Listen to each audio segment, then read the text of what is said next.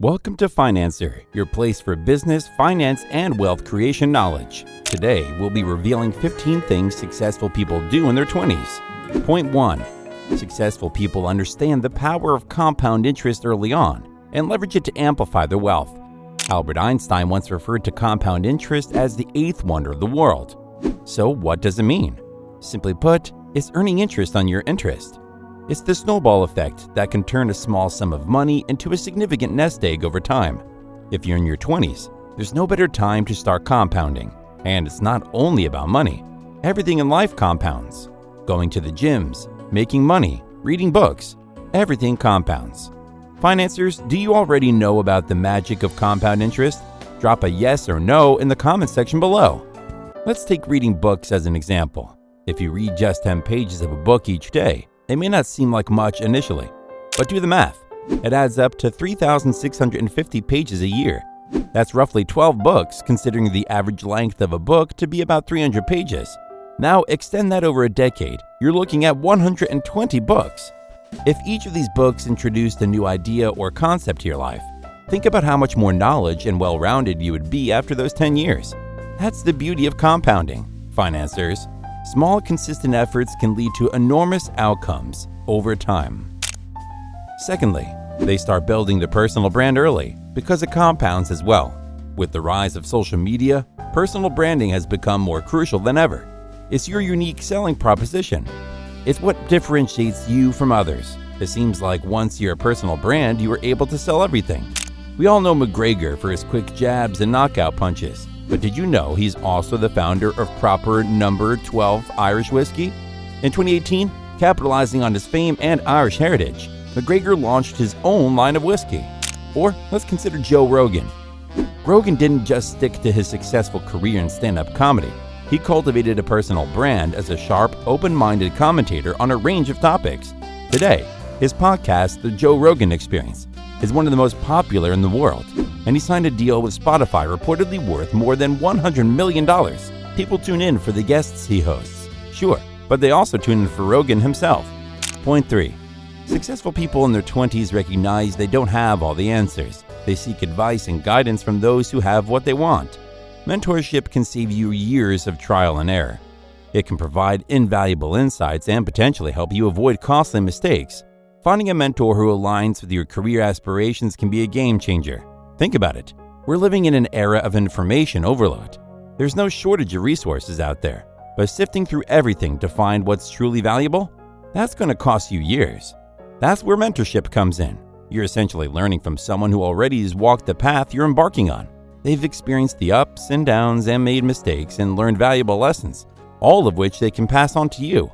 Remember, financiers, it's not a sign of weakness to seek guidance. As we've said earlier, you don't have to know it all. You just have to be wise enough to learn from those who do. Let's move on to point number 4. They continuously learn and evolve, understanding that knowledge is the key to unlocking opportunities. Learning shouldn't stop when you graduate. In this fast-paced world, staying updated and continuously upskilling is crucial. That's why successful people are often readers and lifelong learners. Financiers, if you're getting value from this video, don't forget to hit that subscribe button. We've got plenty of content designed to help you succeed. Applied knowledge is power. This belief is a cornerstone of success for many top entrepreneurs and leaders. Consider Bill Gates. Gates reportedly reads 50 books a year because he believes learning across many different fields gives him a competitive advantage. Now, he didn't adopt this habit later in life. It's something he started in his 20s and stuck with because he understood the value of continuous learning. And then there's Elon Musk, who taught himself rocket science simply by reading books and speaking to industry experts.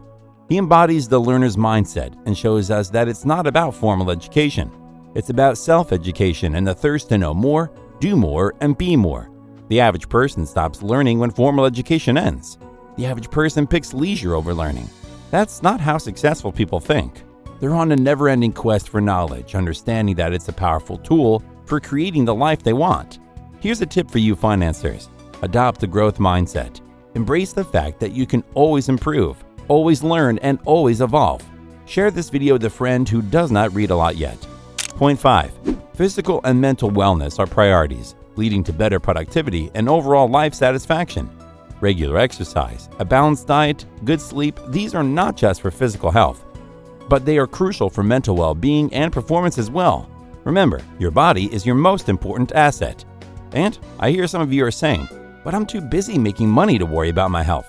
Here's a truth bomb for you. If you're not healthy, all the money in the world won't matter. Once you're making over $2,000 a month, you should start to invest time and resources into your health. Let's consider two examples. On one hand, we have Bill Gates. He's undeniably one of the richest men in the world, but look at him. He's not exactly the picture of health. Now, don't get me wrong. We're not here to body shame. I respect Bill Gates immensely for his intellect and his philanthropy, and his impact on the world. But if you compare him to any fitness influencer, he loses a lot of respect because he does not know how to live a healthy life. Let's jump to our next point. Point 6. Building a strong and diverse relationships helps open doors to new opportunities and collaborations. Networking is not just about collecting contacts, it's about building relationships. A robust network can provide new perspectives, insights, and lead to collaborations that might not have been possible otherwise. You see, your 20s are a pivotal time in your life. It's when you lay the foundation for your career. Starting to network at this age is like planting seeds. With the right care and nurturing, those seeds can grow into a forest over time. Think about it this way. Suppose you attend a networking event and you meet 10 people. Each of those people has a network of their own with, let's say, an average of 100 connections. Now you're not just networking with those 10 people. You've tapped into a potential network of 1,000 individuals. And as time goes by, those connections compound. One connection leads to another and another. Before you know it, you've built a web of relationships that spans across industries, across countries. Those relationships can provide opportunities you can't even foresee right now. So for all the young financiers out there, start building your network today. Go to industry events, connect with people online, offer value, and value will come back to you. As the saying goes, if you want to go fast, go alone. If you want to go far, go together. Point number 7. They start investing early, whether in the stock market, real estate, or their own personal development. Your 20s are the perfect time to start investing. Even small investments can grow significantly over time, as you already heard 100 times in this video. When it comes to personal development, the ROI can be life-changing. So how do you invest in personal development? Let's break it down into 4 concrete steps. Step 1. Focus on fitness. Getting your body in shape is a crucial first step. Not only does it boost your physical health, but it also improves your mental well-being. And once you see the transformation in your physical appearance, you'll understand that change is indeed possible. You realize that if you can reshape your body, you can reshape any aspect of your life. Step 2. Read books. Books are a treasure trove of knowledge. They give you access to insights and experiences of successful people, empowering you to learn from their victories and their mistakes. So make reading a daily habit, even if it's just 10 pages a day. That's over 3,600 pages in a year, which is about 12 books. Step 3. Network. Start building your relationships now. Remember, your network is your net worth. Connect with people who inspire you, who push you to be better. You never know when these relationships might open doors to opportunities. Step 4. Develop a skill. Invest time and effort in learning a new skill, be it coding, public speaking, digital marketing, or any other skill that aligns with your career goals. The more skilled you are, the more valuable you become in the marketplace. Now, these are just the first 4 steps. There's so much more to personal development, but start with these, and you'll already be ahead of most people. And remember, financiers, the key is consistency. Point 8.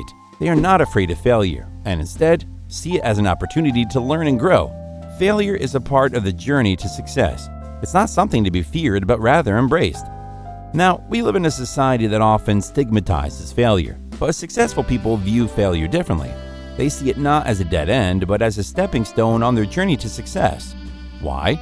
Because failure is an opportunity to learn and grow. It's a teacher, albeit a harsh one. Each failure brings you one step closer to success by revealing what doesn't work and nudging you towards what might. And this isn't just philosophical mumbo-jumbo. Take Thomas Edison, for instance. He famously said, "I have not failed. I've just found 10,000 ways that won't work." Now, Edison could have given up after a few failed attempts, but he didn't. He kept going, kept learning, and eventually, he invented the electric light bulb. Similarly, J.K. Rowling, the author of the Harry Potter series, was rejected by 12 publishers before she got her first book deal. But she didn't let the rejections deter her. She kept pushing, kept believing in her work, And look where she is now, one of the most successful authors of all time. So what does this tell us, financiers? That failure is not the end. It's merely a detour, a reroute, a change in plans. And as long as you're learning from your failures, you're making progress. So don't fear failure. Embrace it. Because the only true failure is when you stop trying. Financiers, if you found this video helpful so far, consider sharing it with a friend. They might find it valuable too. Point 9. They understand that motivation is nothing and discipline is everything. Motivation might get you started, but discipline keeps you going. It's about making small choices that lead to big results, even when it's not convenient. And now, financiers, we're at point number 9, and it's a big one. They understand that motivation is nothing and discipline is everything. Now, I know this might sound counterintuitive. We're all constantly told that we need motivation to achieve our goals. And while motivation can provide that initial spark, it's not always reliable. Motivation ebbs and flows. It's a feeling, and feelings can be fickle. However, discipline, on the other hand, is consistent. It's the steady engine that keeps you going, even when motivation has long run out of steam. It's about making small, seemingly insignificant choices every day that lead to big results over time. For instance, you may feel motivated to go to the gym after watching a fitness video. But what happens when that motivation fades? Do you just stop working out? If you're relying solely on motivation, then yes, that's exactly what happens. But if you've cultivated discipline, you'll get up and go to the gym even when you're not in the mood, even when it's not convenient. Look at it this way. Motivation is like a sprinter, fast and furious but short-lived. Discipline, however, is like a marathon runner, steady and persistent, never stopping until the finish line. And let's be honest, financiers, how many people do you know who started a project or a new habit fueled by a burst of motivation, only to abandon it halfway through because they just weren't feeling it anymore? It's a common trap that many of us fall into. But successful people in their 20s, they understand this pitfall. They know that motivation might get them started, but it's discipline that keeps them going. So remember, financiers, while motivation can be a great kickstarter, it's discipline that gets you across the finish line. Point 10. They avoid bad debt and are mindful of their spending habits. Credit cards, loans, and other forms of debt can be useful tools when used correctly, but misuse can lead to financial ruin. Successful people know how to use debt to their advantage without letting it control them. Now, this is something that's crucial to understand, especially in our consumer-driven society. Let's look at a simple example to illustrate this. Let's say you take on debt to buy a car. That's a depreciating asset. It loses value over time, and you're left paying off a loan for something that's worth less than when you bought it. That's bad debt. On the other hand, imagine you take on debt to buy an investment property. That property could generate income through rent and potentially appreciate in value over time. So even though you're in debt, you're generating income and building wealth. That's good debt. But let's go deeper. Beyond just avoiding bad debt, successful people in their 20s are mindful of their spending habits. They understand that every dollar spent is a dollar that can be invested. They resist the temptation of instant gratification and opt instead for long-term financial growth. And it doesn't have to be a complete sacrifice either. It's about balance, about making informed decisions, like choosing to cook at home more often instead of eating out, or deciding to buy a used car instead of a new one. It's about understanding the difference between needs and wants and prioritizing the former over the latter. Moving on to point number 11. They have a growth mindset. This is a critical aspect of being successful. In fact, Stanford psychologist Carol Dweck coined this term in her research to describe the underlying beliefs people have about learning and intelligence. Financiers, the idea behind a growth mindset is that you believe your abilities can be developed and expanded over time. You don't see yourself as a static entity, confined by the limitations of your natural talents. Instead, you see yourself as an evolving entity, capable of growth and improvement. Now let's look at how this plays out in real life. Let's take the example of two people trying to start a business. One has a fixed mindset. They believe that they're either naturally good at business or they're not. When they face a setback or failure, they view it as proof of their incompetence and might give up. On the other hand, a person with a growth mindset sees setbacks as opportunities for learning. They believe that they can get better at business, and so they persevere through the hard times, learning from their mistakes and continually seeking to improve. Ultimately, they're far more likely to achieve their goals. Point 12.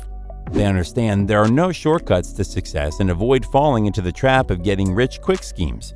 Success takes time, effort, and a whole lot of persistence. The most successful people understand this and aren't looking for the easy way out. The world of today's social media has a tendency to glorify overnight success, and this often sets unrealistic expectations. You might see someone on your Instagram feed showcasing their luxury cars and beachfront mansions, claiming that they achieved all this wealth in just a matter of weeks or months. But let me tell you, this is far from reality. True success is not achieved overnight. It takes time, effort, consistency, and a whole lot of persistence. The most successful people understand this. They're not fooled by the glamour of instant wealth. They're in it for the long haul. Let me give you an example. Look at the richest people in the world: Jeff Bezos, Elon Musk, or Warren Buffett. Did they get rich overnight? No.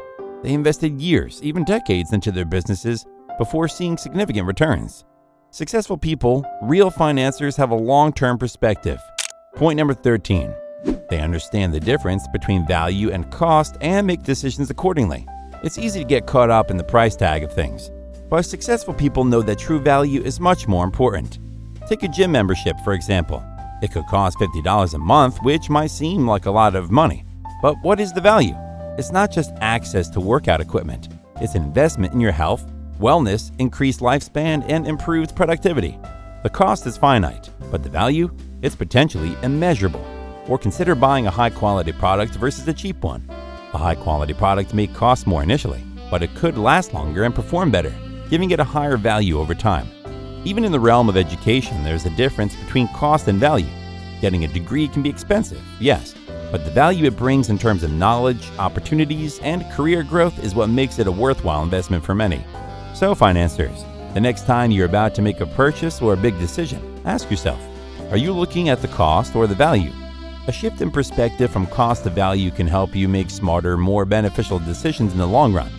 If you get value from this video, subscribe to our brand new channel, and you will see in real time how a small channel gets bigger and bigger because we play the long game as well.